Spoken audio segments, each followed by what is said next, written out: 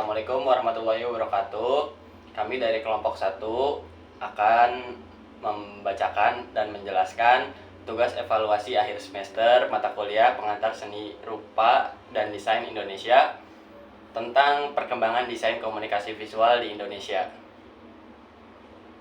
Yang dipost pada 10 Desember 2012 oleh Ihsan Nasazudin. Desain grafis adalah suatu bentuk komunikasi visual yang menggunakan gambar untuk menyampaikan informasi atau pesan dengan seefektif mungkin. Pada awalnya, desain grafis diterapkan untuk media-media statis seperti buku, majalah, dan brosur. Seiring dengan perkembangan zaman, desain grafis juga diterapkan dalam media elektronik, yang sering disebut sebagai desain interaktif atau desain multimedia. Di Indonesia, desain grafis dan cabang desain lainnya hadir berkat digalakannya kolonialisasi. Pada masa pendudukan Belanda, pemerintahannya pernah menunjuk beberapa seniman untuk melakukan studi landscape di Indonesia untuk merekam eksotisme negara ini yang kemudian dituangkan dalam karya lukisan yang berkesan romantis dan beberapa teknik cetak seperti wood engraving dan litografi. Karena memang pada masa ini seni rupa barat sedang merayakan romantisme yang kajian visualnya seringkali ditunjukkan pada landscape dan peristiwa heroik yang dikenal dengan istilah Muy Indie atau Hindia yang cantik. Berangkat darinya lah desain grafis mulai diperkenakan secara tidak langsung pada rakyat Indonesia. Penguasaan teknik cetak pun bukan dari akademi, namun sebatas dari obrolan dan interaksi dengan orang asing. Mesin cetak pertama kali didatangkan ke Pulau Jawa pada tahun 1659.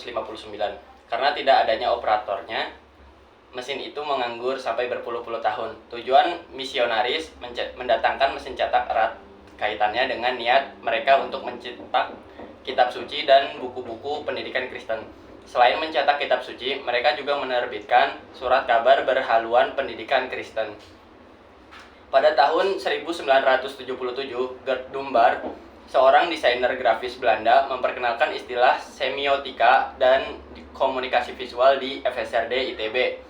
Menurutnya, desain grafis tidak hanya menangani desain untuk percetakan, tetapi juga moving image, display, dan pameran. Sejak tahun 1979, istilah desain komunikasi visual mulai dipakai, menggantikan istilah desain grafis. Akhir 1970 dan seterusnya, tumbuh perusahaan-perusahaan desain grafis yang sepenuhnya dipimpin oleh desainer grafis.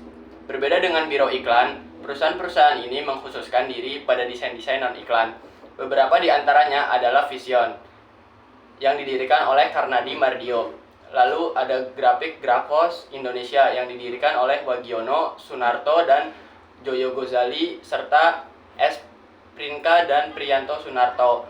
Lalu ada Citra Indonesia yang didirikan oleh Cahyono Abdi dan Hani Kardinata. Dan GUA Grafik yang didirikan oleh Gauri Nasution. Di Bandung sebelumnya sudah ada Design Center Desenta yang didirikan pada tahun 1973 antara lain oleh Ade Pirowus, T. Sutanto, Priyanto Sunarto yang walau lebih mengandalkan pada disiplin seni grafis juga menangani beragam produk desain grafis mulai sampul buku, kartu ucapan, logo, kalender, pameran, dan elemen statis gedung. Periode awal 1980 mencatat perkembangan jumlah perusahaan desain grafis yang cukup signifikan di Jakarta, antara lain Gugus Grafis oleh FX Arsono, Gendut Trianto, Polygon oleh Ade Astianti dan Agus Yusuf, lalu Aditya Alembana oleh Iwan Ramelan dan Jojo Gazali, dan di Bandung Z Studio oleh Iman Sujudi dan Doni Rahmansyah, MD Grafik oleh Markus Jayadiningrat, lalu Studio Oke oleh Indarsyah Tirtawijaya dan kawan-kawan. Pada masa ini, studio manapun dituntut bisa mengerjakan pekerjaan apapun. Klien datang dengan pekerjaan mulai dari desain logo sampai kepada ilustrasi sampul kaset, desainer bak Superman atau Superwoman. Studio grafis tidak punya pilihan lain supaya bertahan hidup. Ilustrasi menggunakan teknik airbrush dengan gaya hyperrealist dan pop. Art menjadi tren waktu itu. Sejalan dengan perkembangan ilustrasi di dunia maju, majalah Tempo dan Zaman adalah dua penerbitan yang mengakomodasi teknik ini untuk sampulnya. Airbrush gun, pensil, kuas, cutter, gum, spray mount, dan huruf gosok letra set atau Mekonorma adalah alat-alat yang lazim bertengger di meja kerja desainer waktu itu. Salah satu desainer yang mempopulerkan aliran pop art dengan teknik airbrush adalah Tony Tantra. Tony Tantra menggunakan media kaos yang dijualnya di Bakungsari, Kuta pada akhir 80-an.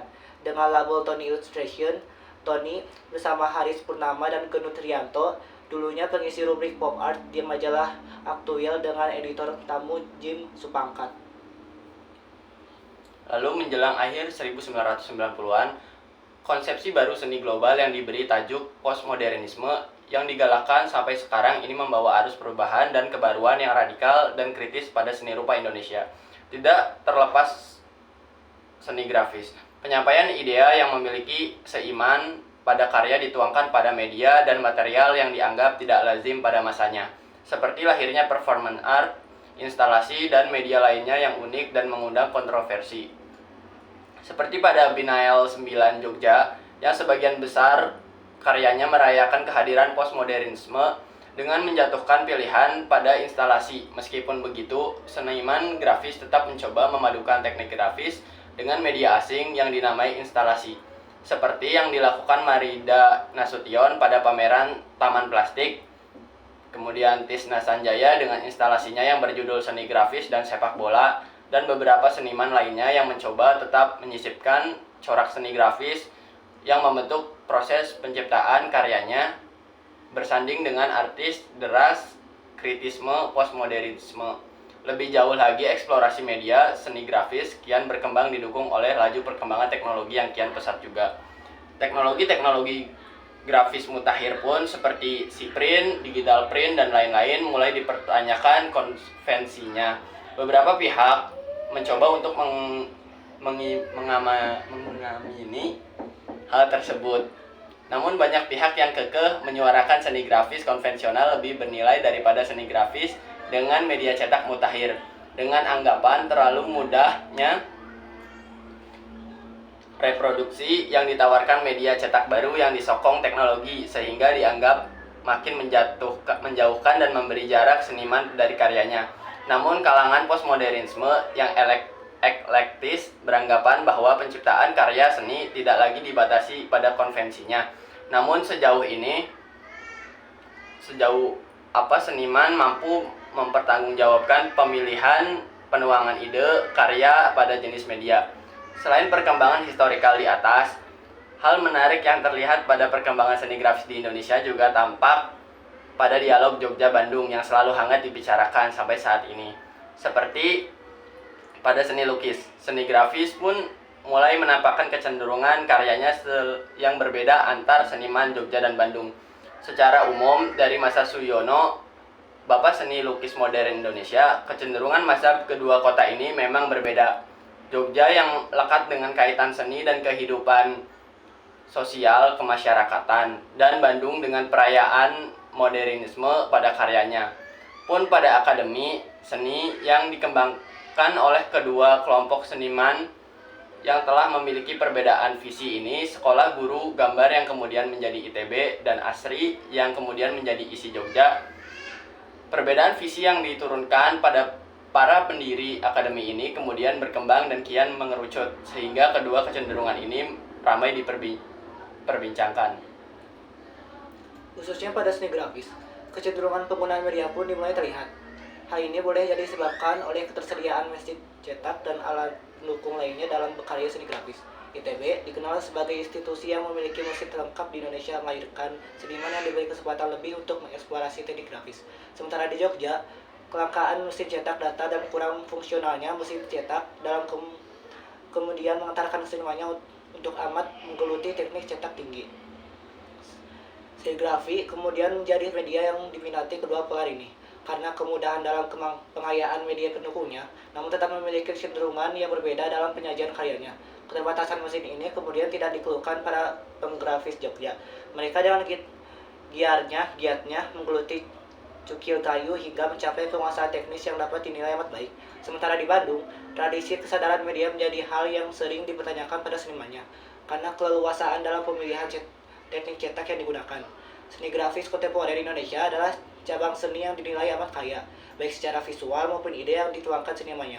Proses berkarya grafis kemudian mempengaruhi kecenderungan berkarya pada senimannya, kemudian melahirkan seniman yang memiliki pola kerja yang teratur dan pemikiran yang terstruktur. Perkembangan seni grafis kontemporer di Indonesia kiranya dinilai amat berkembang dengan baik. Eksplorasi teknis diaplikasikan pada media yang dianggap kurang lazim dalam penyajian karya grafis.